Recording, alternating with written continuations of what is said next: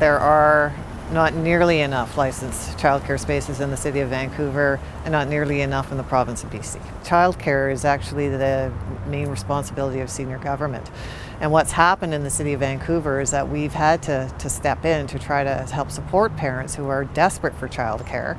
But what we have is a situation where there are still thousands of children and families who need licensed childcare but can't access it, and it's also an issue around affordability for them too.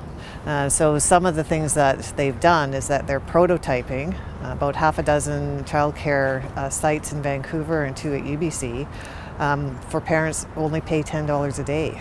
And so this is impacting parents to such a positive degree that they actually might stay in Vancouver, right? They actually might have a little bit of extra money to spend and not be so stressed. There's a 16,000 shortage of licensed spaces.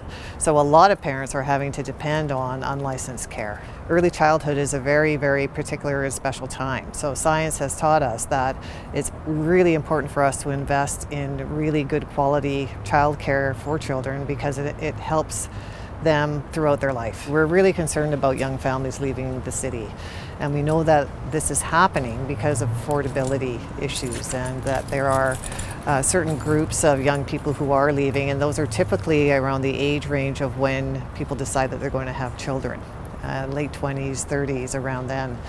And this isn't good for us. It's not good for the economy, and it's not good for the city as a whole.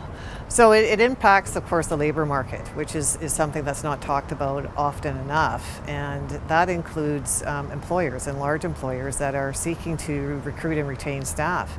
And if those staff are having children or have children and young children, they may decide not to live in Vancouver or to live somewhere else where the rent or the housing may be less so that they can make ends meet. So having affordable childcare in a city like Vancouver is absolutely critical.